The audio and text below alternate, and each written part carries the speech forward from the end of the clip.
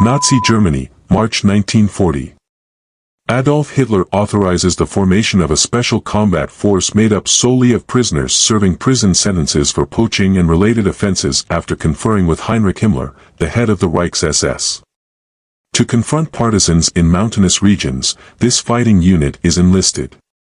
This team, which will terrify populations and carry out horrible atrocities mostly in Poland and Belarus, will soon include killers, psychopaths, sexual deviants, and rapists of the worst kind. One of the most vicious Nazi criminals, Oskar Dirlewanger, takes over as its commander. On September 26, 1895, Oskar Dirlewanger was born, and his father worked as a trader. Dirlewanger participated in the German invasion of Belgium following the start of World War I and then fought in France. He suffered 6 wounds, was awarded the Iron Cross Second Class and First Class, and was a lieutenant in November 1918, when Germany surrendered. The front events negatively impacted Dirlewanger's character. Oskar Dirlewanger was characterized as a violent fanatic, alcoholic, and psychologically disturbed person during the close of World War I. Such personality types were highly sought-after candidates for SA and the Nazi Party, which Oskar Dirlewanger joined in 1923. He earned his doctorate in political science 1 year early in 1922 after completing his studies at Frankfurt's Goethe University.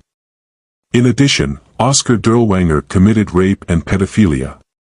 He sexually assaulted a 13-year-old girl in 1934 who belonged to the League of German Girls, the Hitler Youth's female branch.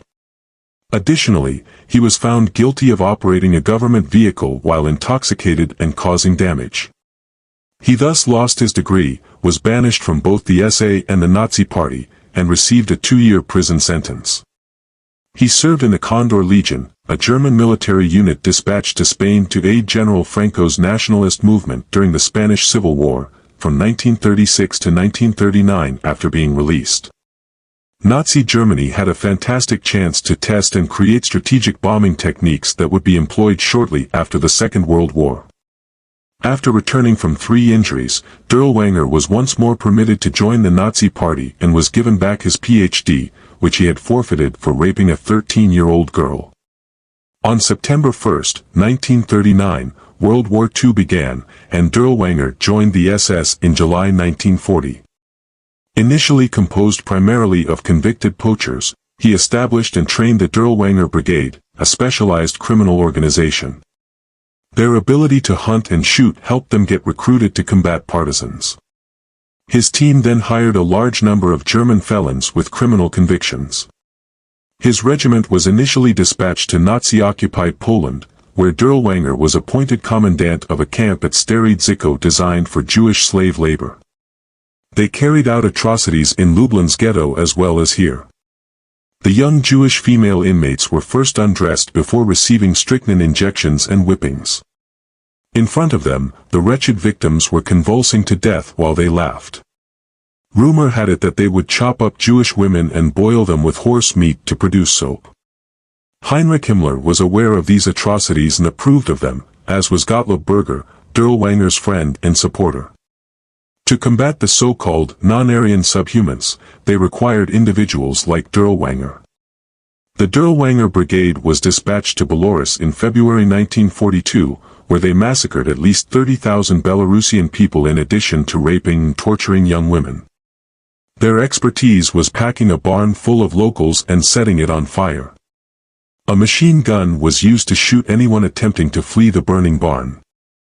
The Einsatzgruppen, Nazi death squads that operated behind the front line in Nazi-occupied Eastern Europe, were similar to the Dirlewanger unit in that their victims, who were frequently naked, were forced to kneel on the edge of a mass grave while Dirlewanger's commando shot them in the neck with an automatic pistol before the bodies fell directly into the pit.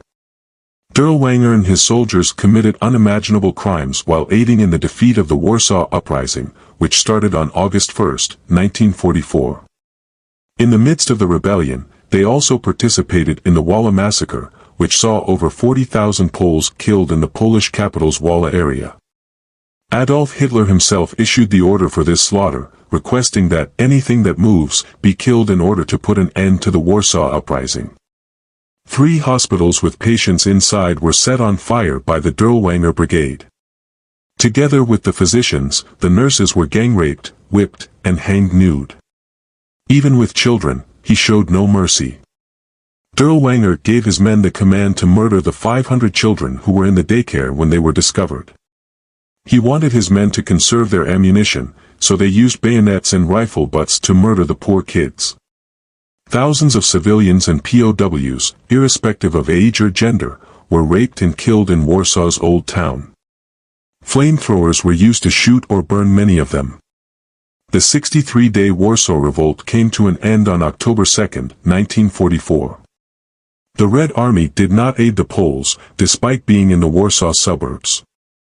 A successful rebellion of the rebels, who backed the democratic Polish government in exile in London, is thought to have threatened Stalin's aspirations to install a pro-Soviet communist administration in Poland, which is a major factor in his decision to not back the uprising.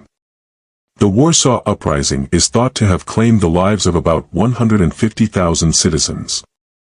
Oskar Dirlewanger received a promotion and the Knight's Cross of the Iron Cross for his efforts in quelling the rebellion.